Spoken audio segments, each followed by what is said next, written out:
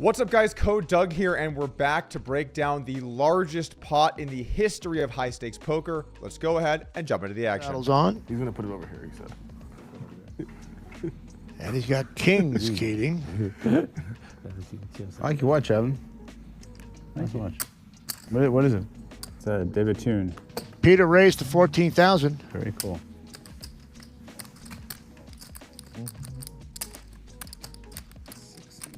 Keating, 3 bets to 69,000.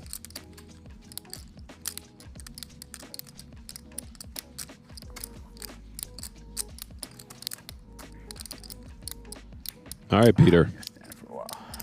Nice. Coming I to love play. that flick. All right. There we go. Yeah, nice. That's better. Think Peter plays the pits at all? He has to, right? Pretty good over there.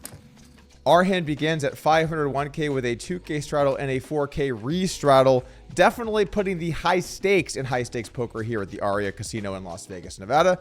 And if you want to see more content like this, you can head on over to PokerGo and check out the links in the description below. You might even see your favorite YouTuber on there every now and then. I'm talking about me. Back to the action here. The action folds around to Keating on the button with pocket kings. And my friends, you can crumple up those solvers and smoke them because we're going totally off the rails in this one. Kicking it off by limping in on the button with pocket kings. So why might Keating be thinking this is a good play? And I think the reason is actually simple. He is playing loose and crazy and aggressive as he always does. And so when he limps in here, it looks like he's going to have a very weak hand. Some of the players that are left to act behind him, like Peter or Airball, are players that certainly will go after limping players.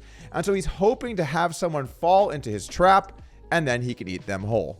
This is basically the Venus flytrap of button strategies, and Alan's just hoping that someone gets curious.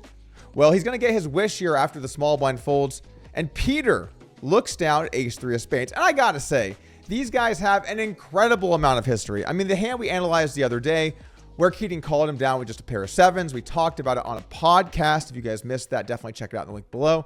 Basically, these guys have been duking it out on not only this show, but also now at Hustler, where we saw some giant pots break out the other day with Nick Airball's return. Peter looks down at ace-3 of spades. These players are very, very, very deep. And I would say, generally speaking, I like the decision to raise this hand in the blinds. This hand, you could just call and try and take a flop, which is fine too. But one of the reasons it's nice to raise, you knock people out of the pot. And then also, you're probably going to be ahead of a hand that limped in on the button. And when you're this deep, guys, I mean, we're talking about $700,000 deep poker. Having the nut flush draw is a really nice hand because when you do make the flush, it's to the nuts and you have a chance to stack those lower flushes. This is the kind of stuff you got to be thinking about when you get really deep stack, but when you're short stack, you don't have to worry about so much. Sorry, Phil Hellmuth, this video is not for you. Now back over to Alan Keating with pocket kings. I would imagine at this point, you're definitely going to want to spring the trap, and Alan decides to go for that, making it $69,000 to go here on the button. Obviously, if you do decide to limp in here and you get the person raising, you certainly are going to want to re-raise primarily because you get lots of value when they call. When the big blind, or the biggest straddle rather, is 4,000, if someone's got aces, frankly, you're just putting in all this money. It's just how it's going to be. So you're not too scared altogether of that. And then Peter is also a very aggressive player. When Keating makes it 69,000 to go, it goes back over to Peter now with ace-3 of spades. And this is just an ugly spot. I've got some real feelings here. I don't mind anything on the table. A classic Doug Polk poker hands, if I do say so myself. You could decide just to let this go. You've got lots of stronger suited aces, suited broadways, mid to high pairs. Maybe this one you can just throw in the muck. I don't totally mind calling. Your odds aren't great, but your hand does have some pretty good equity versus a variety of hands your opponent could have. And you also, of course, could be bluffing. So there are some spots you're actually ahead right now. And then I also don't hate the idea of coming back in over the top. If your opponent is bluffing, you can take that pot control back over to you, make it about $170,000 to go here. And unless Keating does have one of these strong pocket pairs, he's going to be in a really tough situation. So I would say in a situation like this, you really got to kind of look at your opponent and figure out what you think is best. If you think that they're loose and spewy, I wouldn't mind the call or the raise. If you think they're a bit more close to the vest, I wouldn't mind a fold. The problem for Peter is going to be Alan Keating is known for lots of wild, crazy hands, which makes this pretty tough to let go. He does decide to call, and let's take a flop. Oh, top set for Keating. Goodness. Nut flush draw for Peter. Where'd we find this flop from, AJ? That's wonderful. Could have another $1.5 million pot on our hands. 70,000 from Keating. Peter's got to be feeling good here. Hey. I'll tell you who else is feeling good. The guy with top set getting check raised to 200 dimes. Yeah.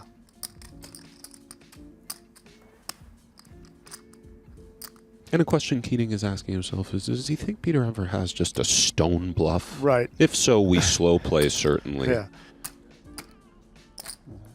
Is that right?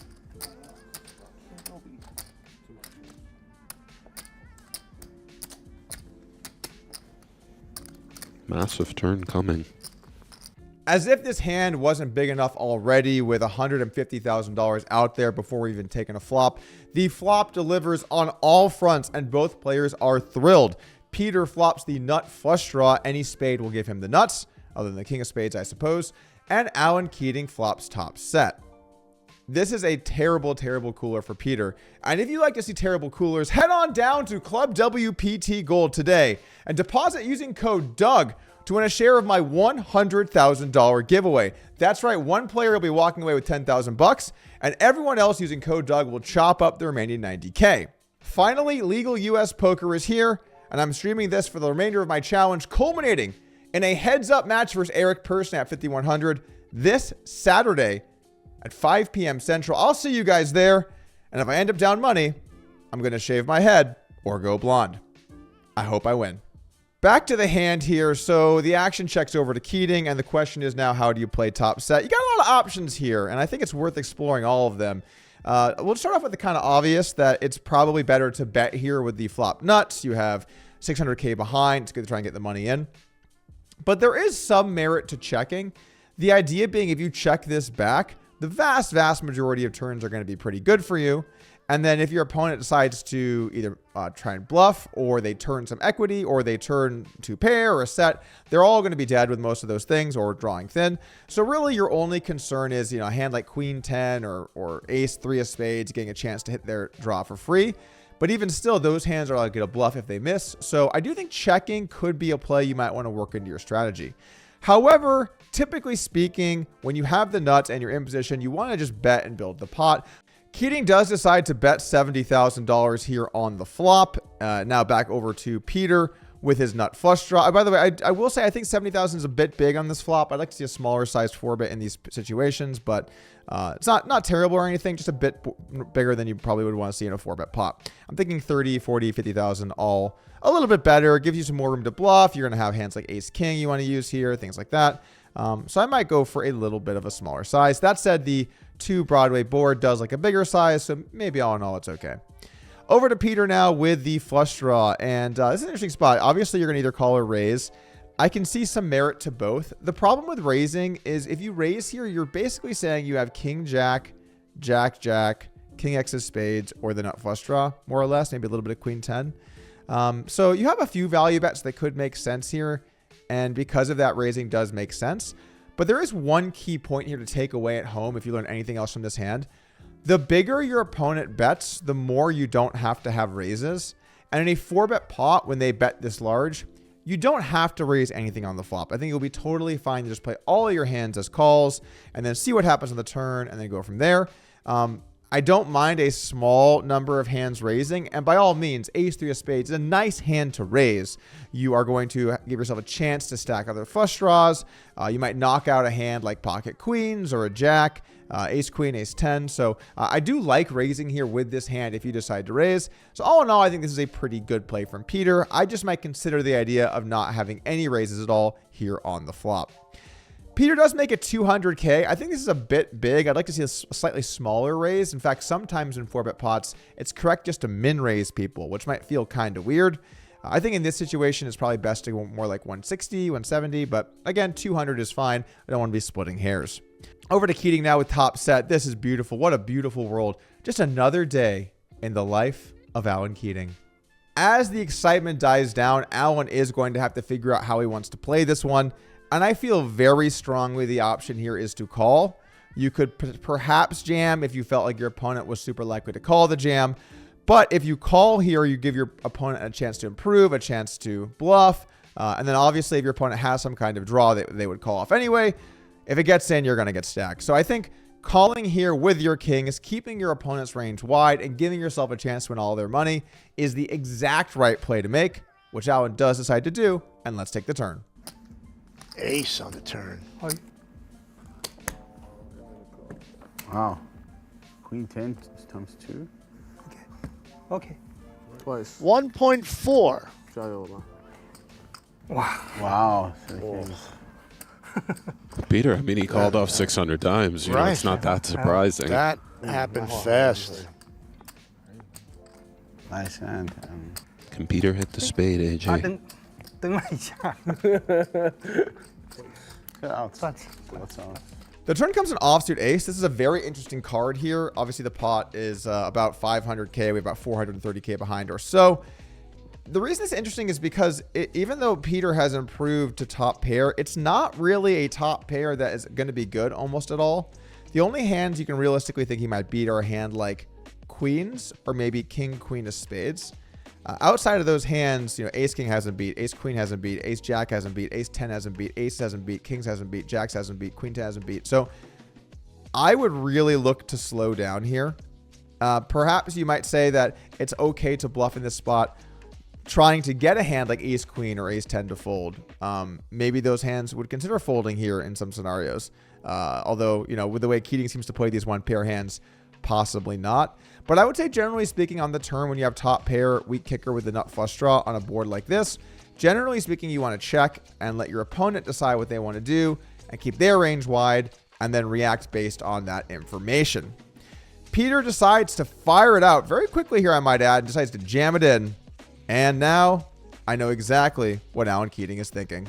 I want him to think that I'm pondering a call, but all I'm really thinking about is Vegas and the fucking Mirage. No, sorry, wrong song. He's thinking of this one. Ladies and gentlemen, we got him. Got him. Got him. Got him. Got him, baby. First half to Mr. Keating. Cool as a cucumber. I kill you later So after funny. the show, you laughing Yeah. guy. Keep laughing. Becoming good friends. 哦， Nice hand, Alan. Nice hand. Nice hand. You're 1.4. 1.4. It's got to be the biggest hand. Thank you for tuning in today. And if you want to see my podcast with Alan Keating about his new YouTube channel, I'll put a link in the description below. It was a great conversation, some extremely funny stories. You're probably going to want to check that one out. All right, guys, thanks for tuning in. I will see you at the exciting conclusion of my $100,000 challenge. Thanks. Peace.